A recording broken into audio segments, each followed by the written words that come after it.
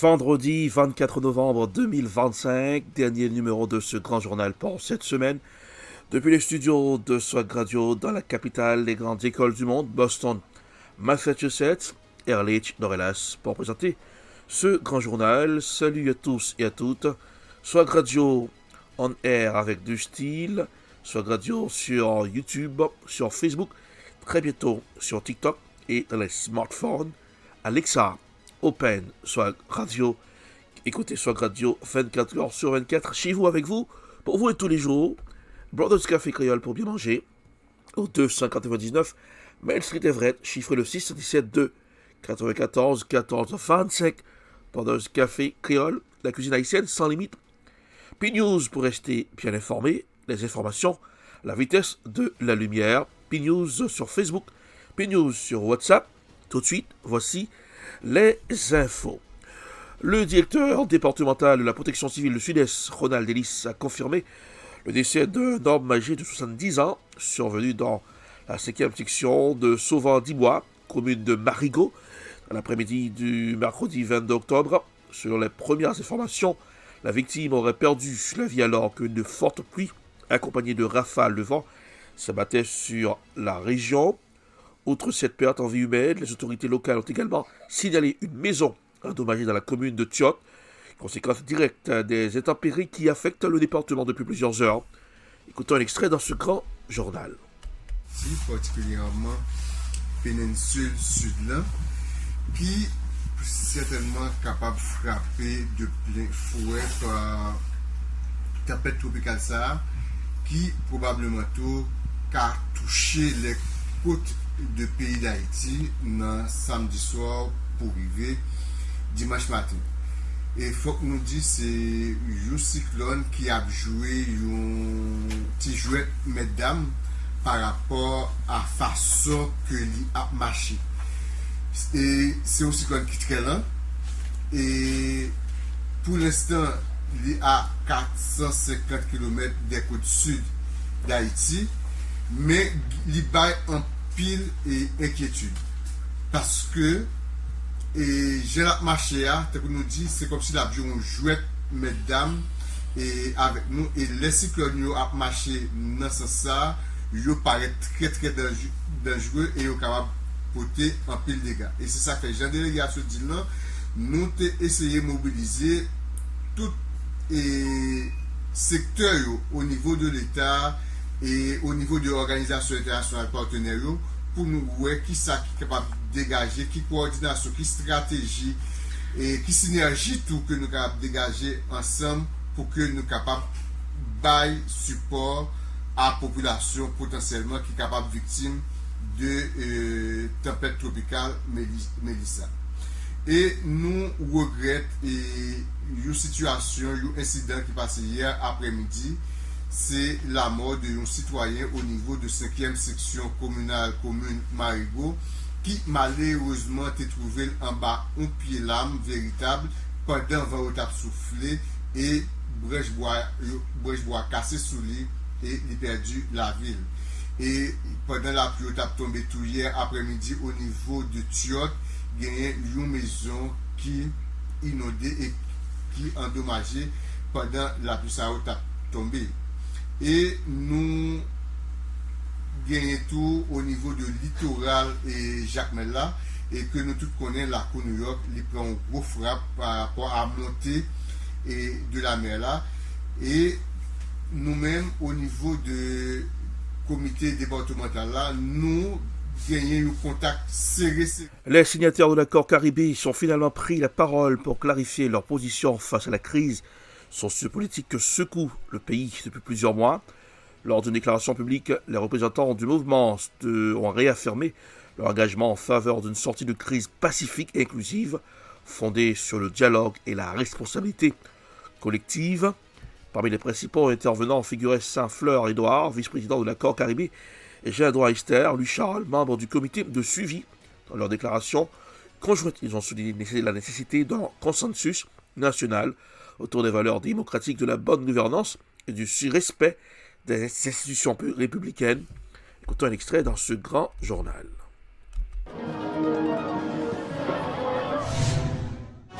dans le pays d'Haïti pour te remettre pouvoir le 7 février 2026, by un président élu. Eh bien, après environ 18 mois, nous constatons Conseil présidentiel de transition, des connivences avec des criminels notoires connus, eh bien, augmenter, aggraver situation de sécurité dans le pays d'Haïti. Eh bien, dans ce sens, nous-mêmes, au niveau accord Caribé, nous voyons jeter dans la poubelle de l'histoire toute démarche que le Conseil présidentiel de transition, Premier ministre de facto, qui est chef terroriste en Haïti, apprend pour parler des questions des élections. Eh bien, sous base ça, accord Caribé, à travers batterie d'avocats, nous sommet bras technique pouvoir qui c'est CEP1, nous sommet conseil présidentiel de transition qui c'est à travers DGI, eh bien pour nous demander pour sur soi camper sous toute démarche, sous toute activité qui est à élection dans le pays d'Haïti.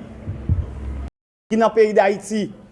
Et nous, position nous claire, c'est tabula rasa, départ CPT, départ Premier ministre, criminel, chef terroriste, Alexis Fizeme, pour nous doter pays de La structure politique Corepad, PA, Coalition des réformateurs pour le développement et l'avancement du peuple, monte au créneau pour dénoncer la situation politique et sécuritaire qui prévaut actuellement en Haïti.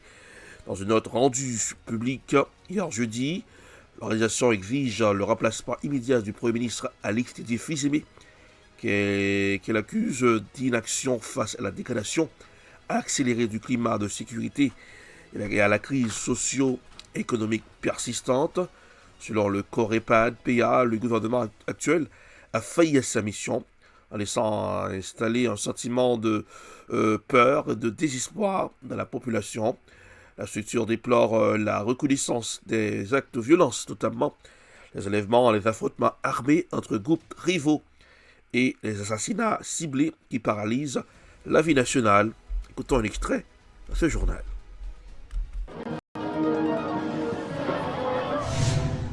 National qui visait relancer le pays, réorganiser l'espace Lyon et puis rebâtir espoir peuple sous base durable et équilibre. Corepad PA constaté depuis rivé qu'a pété déception ça, environnement pays vient plus dégradé. Au lieu que yo regarder problème ça, yo préféré à ben dans corruption. Exemple 3 braquets BNC yo.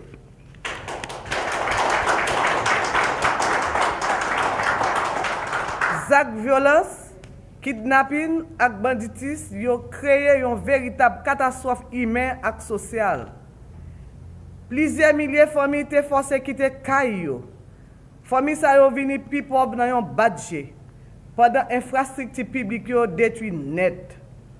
Situation ça pas seulement une question de sécurité, li tourne une crise qui blaye sur tout territoire. Dans ce sens ça, réaménagement territoire, ce n'est pas un simple projet technique, mais un mouvement national, reconstruction et réorganisation de la vie de toute nation. Li vise 1. Redéfinir l'autre politique agricole solide pour résoudre le problème manger peuple haïtien.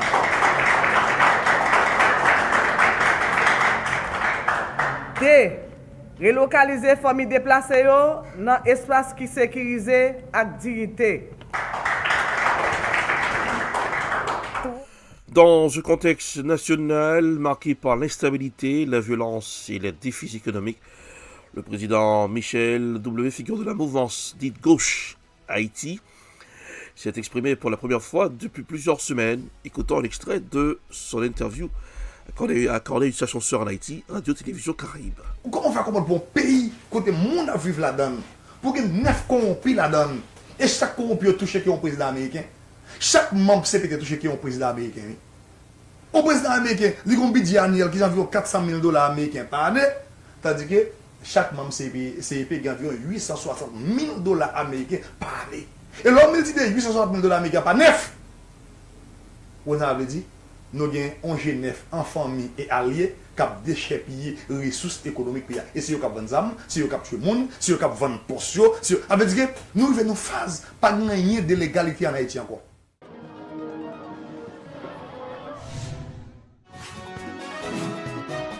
Tenu dans la Déclaration universelle des droits de l'homme. Bon, je vais dire là. Nous avons parlé de 9 nègres et femmes qui ont dans CPT. Et m'a prédit pour la population haïtienne, chaque nègre femme touche 10 millions de gouttes par mois. Ça c'est comme légal, nous constatons chèque pour eux. Même nègre ça yo vend poste, parce que c'est poste yo vend. Nous devons dire pays qui côté de corruption, c'est la première fois Haïti arrive au niveau de corruption de cette manière. Tout nègre qui dans CPT yo là, c'est une une biographie tout petit. Depuis en 90, on a Leslie Voltaire comme président qui était ministre haïtien vivant à l'étranger Aristide, qui était chef cabinet Aristide, c'est même nèg ça qui te vend tout matériel l'armée qui permet que jouer nous des terroristes dans le pays. En milieu c'est lui même qui président dans conseil présidentiel corrompu oui. Nous avons par exemple nèg Claude Joseph là. C'est nèg qui fait 184 en 2001, 2003, 2004. Yo boule commissariat. L'ambassadeur des États-Unis en Haïti a apporté de nouvelles précisions sur une série d'initiatives concrètes que Washington met en œuvre pour soutenir le rétablissement de la sécurité en Haïti. Selon le diplomate américain, les États-Unis restent pleinement engagés aux côtés du peuple haïtien dans sa quête de stabilité et de paix durable. Lors d'une récente déclaration, l'ambassadeur a rappelé que la priorité de son pays est d'appuyer les efforts visant à restaurer l'ordre public, à renforcer les institutions de sécurité et à favoriser le déploiement de la mission multinationale d'appui à la sécurité MMAS. Il a souligné que plusieurs formes d'assistance technique, logistique et financière sont déjà en cours, notamment en matière de formation policière, de fourniture d'équipements et de soutien humanitaire aux populations touchées par la violence. Écoutons un extrait dans ce journal.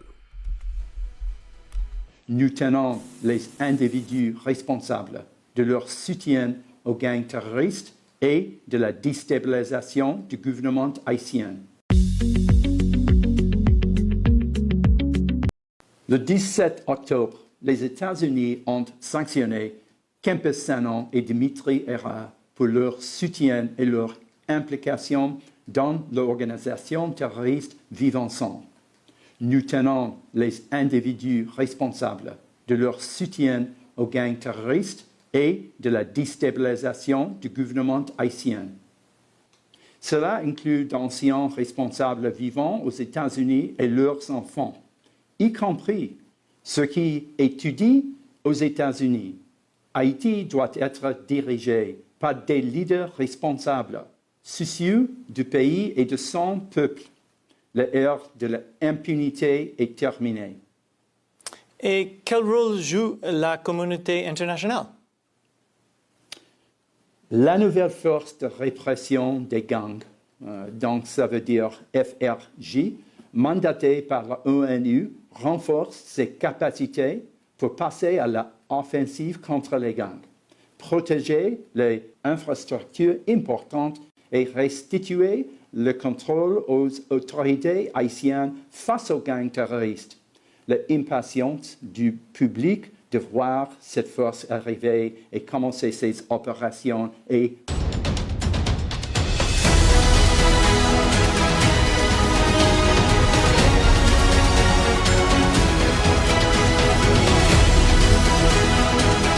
Vous suivez le grand journal sur Swag Radio, vous avez fait le bonsoir Swag Radio, l'énergie, le flow et l'attitude, Alexa, Open Swag Radio.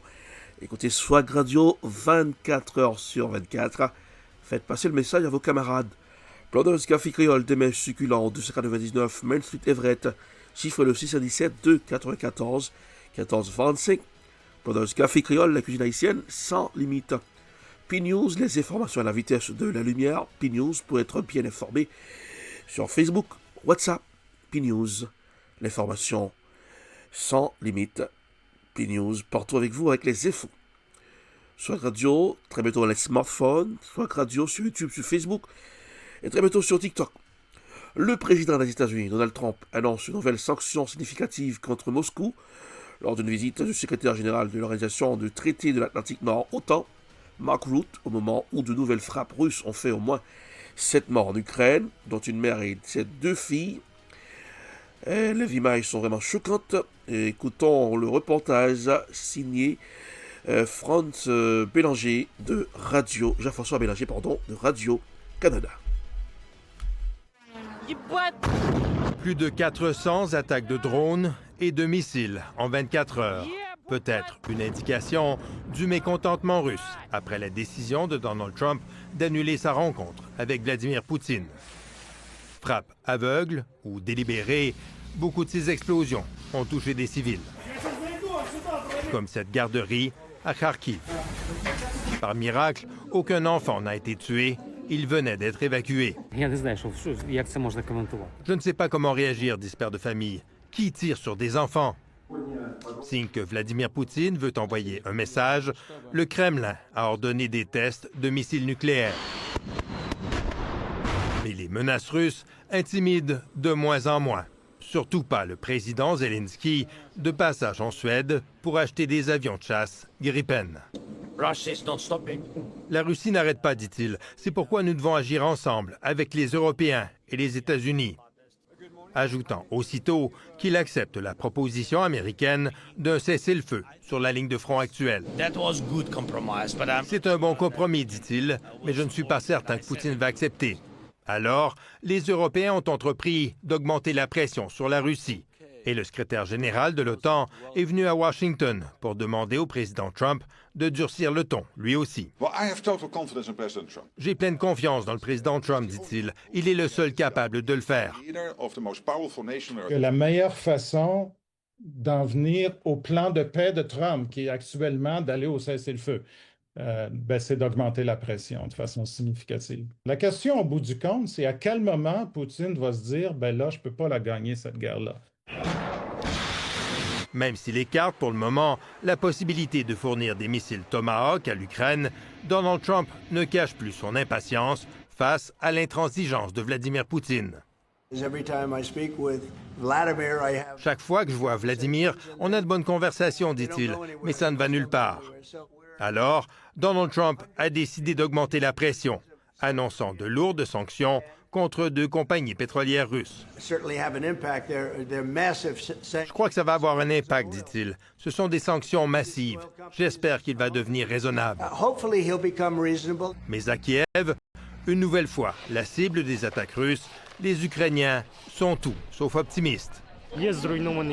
Notre immeuble est détruit, dit ce rescapé. Voilà à quoi ressemble la paix des Russes. Ici Jean-François Bélanger, Radio-Canada, Montréal.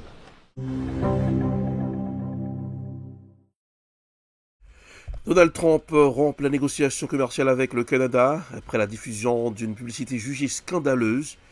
Donald Trump rompt la négociation commerciale avec le Canada. La cause, une campagne de la province canadienne de l'Ontario contre la hausse des droits de douane.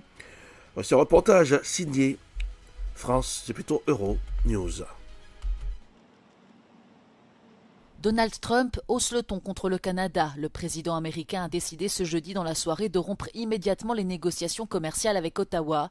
La raison, une campagne publicitaire contre la hausse des droits de douane entre les 2 pays que le républicain accuse de tordre les propos de son prédécesseur, Ronald Reagan. Compte tenu de leur comportement scandaleux, toutes les négociations commerciales avec le Canada sont par la présente rompues, a affirmé Donald Trump sur son réseau Truth Social. Cette annonce intervient alors que le Premier ministre canadien Mark Carney a déclaré qu'il entendait doubler les exportations canadiennes vers d'autres pays en raison de la menace que représentent les droits de douane imposés par Donald Trump. Cette fin abrupte des négociations pourrait attiser davantage les tensions commerciales entre les pays voisins qui s'intensifient déjà depuis des mois. Mark Carney a rencontré Donald Trump au début du mois pour tenter d'apaiser les tensions commerciales, alors que les 2 pays et le Mexique se préparent à une révision de l'accord États-Unis-Mexique-Canada. Parlons de l'inflation aux États-Unis. Les données sur l'inflation américaine qui devaient être publiées il y a plus d'une semaine ne seront disponibles que ce vendredi en raison de la fermeture du gouvernement fédéral. Parallèlement, une grande quantité d'autres données essentielles à la compréhension de l'économie ne sont pas publiées du tout. Voici un reportage signé FGTN News dans ce grand journal. On attribue à Mark Twain, l'un des plus grands écrivains américains, la popularisation de l'expression « il y a les mensonges éhontés et les statistiques. Mais quelle que soit votre opinion sur les statistiques, celles du gouvernement américain font actuellement défaut en raison de la fermeture prolongée. Partout, les gouvernements compilent et publient des statistiques pour comprendre la situation économique. Et dans le contexte de la plus grande crise inflationniste depuis une génération et des guerres commerciales, ces chiffres sont sans doute plus importants que jamais pour les investisseurs, les décideurs politiques et les entreprises qui tentent de planifier leurs dépenses, leurs investissements, la tarification de leurs biens et services, ainsi que pour les consommateurs qui essaient d'évaluer l'augmentation potentielle de leur coût de la vie. Des agences telles que le ministère du Travail publient une multitude de chiffres économiques, mais en raison de la fermeture, seuls les chiffres de l'inflation seront publiés vendredi, avec plus d'une semaine de retard. Et ces chiffres sont particulièrement cruciaux à un moment où les messages sont contradictoires. Mais les affirmations du président Trump sont contredites par les données de septembre qui montrent que les prix du poisson, de la viande, des œufs et de l'énergie sont tous en hausse. C'est en partie pour cette raison qu'il a proposé d'importer davantage de bœuf d'Argentine. Et la Banque centrale américaine, la Réserve fédérale, a un message très différent de celui de Donald Trump, avertissant que l'inflation globale est à nouveau en hausse, même si elle reste relativement faible et est largement due aux droits de douane. Les prévisions d'inflation à court terme ont généralement augmenté cette année. Mais l'inflation n'est qu'une partie du tableau. La Fed a besoin de données actualisées sur l'emploi, notamment parce que la situation économique est difficile à évaluer actuellement. Les risques de ralentissement de l'emploi semblent avoir augmenté. Et avec ce tableau incomplet, la Fed doit décider la semaine prochaine s'il convient ou non de réduire son taux d'intérêt de référence afin de relancer un marché de l'emploi en perte de vitesse, en rendant l'embauche moins coûteuse, mais au risque d'alimenter l'inflation rampante en encourageant les dépenses grâce à un crédit moins cher. Nous irons dans la mer des Caraïbes, bateaux de guerre et marines américains attendus pour des exercices à Trinité et Tobago, pays tout proche du Venezuela. Bombardier repéré près des côtes Washington, accentue la pression militaire sur Caracas, qui dit non à la guerre. Les fous, le reportage est signé Alice Boga de France 24. Ce sont parmi les dernières images que Richie Samaro a envoyées à ses proches. Depuis le Venezuela, où il était parti s'installer, l'homme originaire de Trinidad et Tobago se filme en train de s'occuper de chèvres dans une ferme. Après sa mort il y a 10 jours dans une frappe américaine sur un bateau au large du Venezuela, sa famille s'insurge. Selon sa sœur, l'homme n'était qu'un simple pêcheur et agriculteur et non un narcotrafiquant, comme l'a affirmé Donald Trump. S'il était sûr à 100% que ce bateau, ce navire contenait de la drogue, pourquoi n'a-t-il pas arrêté ce bateau et ne l'a-t-il pas fouillé, ainsi que tous les autres bateaux, au lieu de faire exploser des gens et leurs familles comme des chiens et des chats? Si vous trouvez de la drogue, vous auriez pu les enfermer et appliquer ce que dit la loi. Mais nous ne pouvons pas nous contenter de faire exploser des navires et des familles. Richie Samaro est l'une des 6 personnes tuées dans cette attaque, annoncée par Donald Trump lui-même. Parmi les victimes à bord, un autre Trinidadien, Chad Joseph. La presse locale dit qu'il a été arrêté dans le passé pour trafic de drogue. Mais rien n'indique qu'il aurait poursuivi ses activités selon sa famille, qui demande des preuves aux Américains. C'est un véritable meurtre. Ils n'ont pas pu prouver qu'ils traversaient nos eaux avec de la drogue. Comment Trump a-t-il pu prouver que le bateau transportait de la drogue? En ce moment, je me sens très meurtri. Vous savez pourquoi? Donald Trump a enlevé un père, un frère, un oncle, un neveu à des familles. Donald Trump, vous devez arrêter vos conneries et arrêter de tuer des innocents. Les autorités trinidadiennes n'ont ni confirmé ni infirmé que ces 2 hommes figuraient parmi les victimes de la frappe, mais assurent enquêter sur le sujet. Nous irons au Cameroun dans ce grand journal après les élections contestées. Entre coupures d'Internet et accusations de fraude, le pays retient son souffle. La difficulté d'accès à l'Internet alimente les soupçons d'une manœuvre du pouvoir pour étouffer la contestation à 4 jours du 27 octobre. C'est un reportage signé Africa News. Au Cameroun, la contestation ne faiblit pas, même si elle devient de moins en moins visible sur les réseaux sociaux. Depuis jeudi, l'accès à Internet est fortement perturbé. L'organisation indépendante NetBlocks a confirmé sur X cette perturbation de la connectivité qui impacte également des pays voisins. De nombreux internautes dénoncent une action délibérée du pouvoir visant à museler l'opinion publique et à détourner l'attention des manifestations quasi régulières contre ce que les protestataires qualifient de fraude électorale orchestrée pour maintenir au pouvoir le président sortant Paul Biya. Les opérateurs expliquent cette perturbation par la coupure d'un câble sous-marin, un argument jugé peu convaincant par une partie de la population qui rappelle que le pays dispose de 3 autres câbles opérationnels capables d'assurer la connexion. Dans ce climat de méfiance, la proclamation des résultats de l'élection du 12 octobre a été reportée au 27 octobre prochain.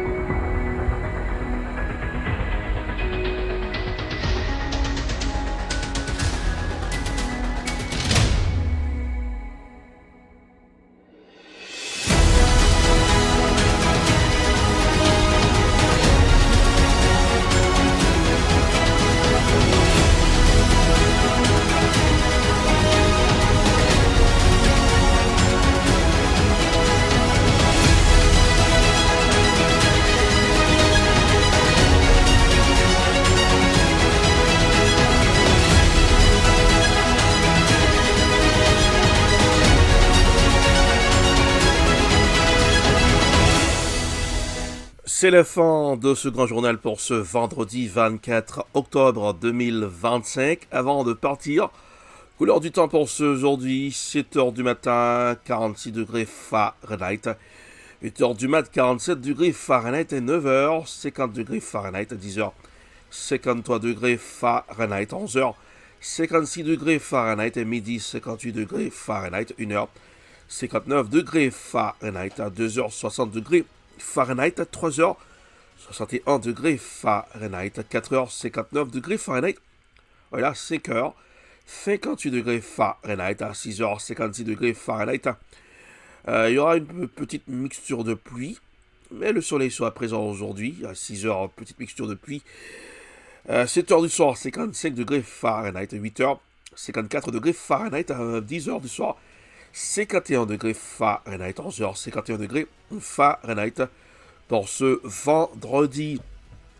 Swag Radio sur Alexa, Alexa Open Swag Radio. Faites passer le message à Alexa et à vos camarades. Swag Radio dans les smartphones, c'est pour très bientôt. Swag Radio sur YouTube, Facebook, P-News, les informations à la vitesse de la lumière sur Facebook et WhatsApp. Swag Radio très bientôt dans les smartphones et Swag Radio très bientôt sur TikTok. Allez, pendant ce café créole, la bonne cuisine. Ah oui, t'es même succulent. Pendant ce café créole, 299 Main Street, Everett. Chiffré le 617 294 14 25. Pour présenter ce grand journal depuis le studio de Swag Radio dans la capitale des grandes écoles du monde de Boston, Massachusetts et Arlington, Norellas. Pour présenter ce grand journal. Et c'est le week-end, hein? N'oubliez pas de garder le sourire, ça rajeunit le visage. Quand c'est le week-end, c'est la cadence. Passez un excellent vendredi, un excellent week-end. Salut tout le monde, rendez-vous c'est pour lundi. Au revoir.